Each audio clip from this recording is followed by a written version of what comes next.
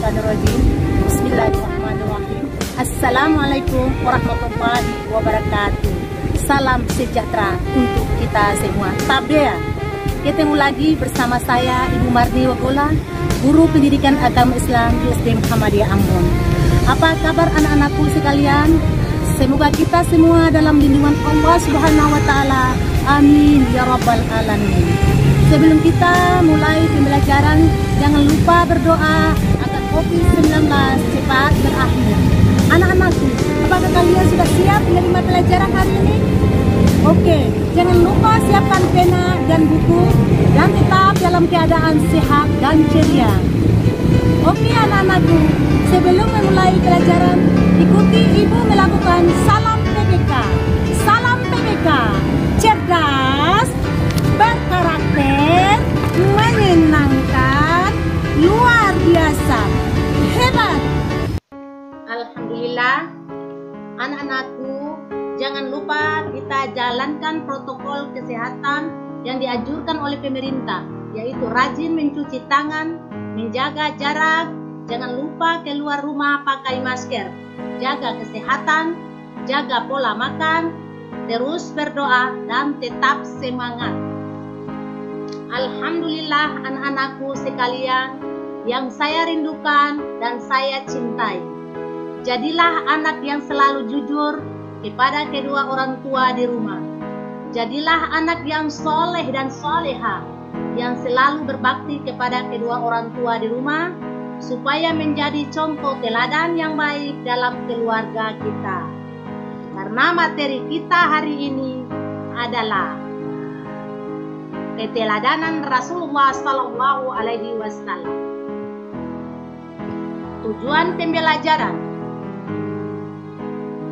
1. Terbiasa berperilaku semangat dalam belajar sebagai implementasi dari pemahaman kisah keteladanan Nabi Muhammad Sallallahu Alaihi Wasallam.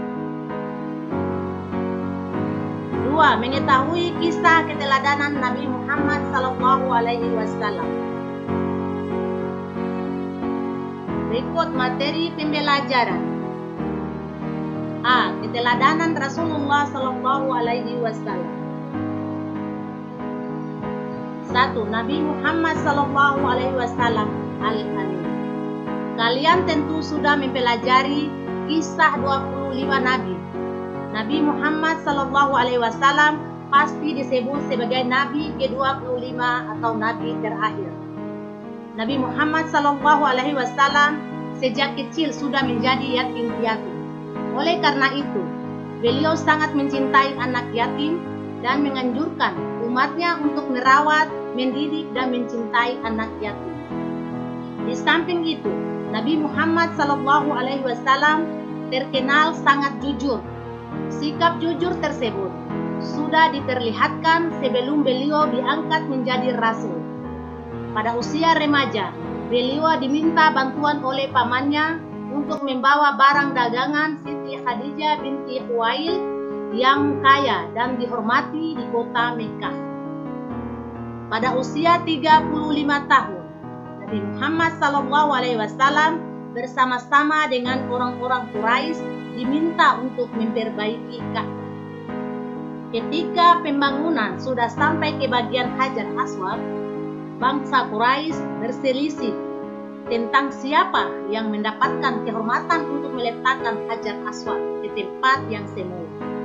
Pada akhirnya mereka sepakat menunjuk Muhammad Sallallahu Alaihi Wasallam sebagai orang yang tepat untuk melakukan hal tersebut.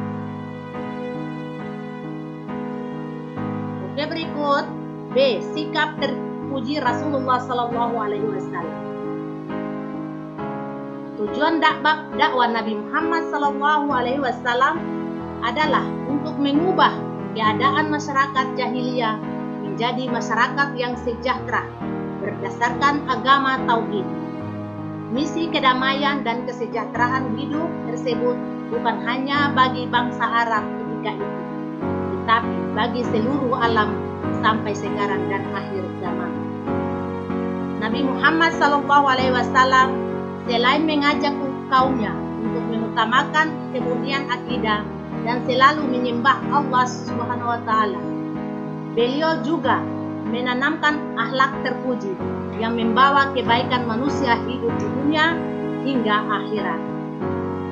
Salah satu sikap terpuji yang dapat kita cermati ketika beliau dan pengikutnya hijrah ke kota Madinah adalah beliau mampu menanamkan sikap persaudaraan antara kaum pendatang atau muhajirin dengan kaum ansar, sehingga mereka saling menolong untuk menciptakan daerah yang tertib dan aman.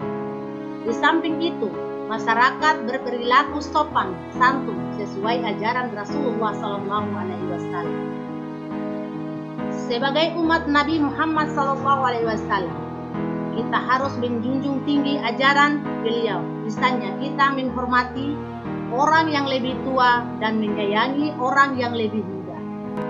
Kita berperilaku sopan dan bertutur kata yang santun terhadap orang tua, guru, dan masyarakat sekitar. Juga kita menjaga lingkungan kita agar selalu bersih, karena kebersihan adalah sebagian daripada iman. Oleh sebab itu, kita tidak membuang sampah di kali atau selokan, karena selokan yang penuh sampah akan dangkal, maka saluran air tidak lancar, sehingga di musim hujan daerah tersebut menjadi banjir. Kita harus peduli terhadap lingkungan sekitar untuk kebaikan diri orang lain. Maka kita harus selalu berperilaku sesuai ajaran Rasulullah SAW.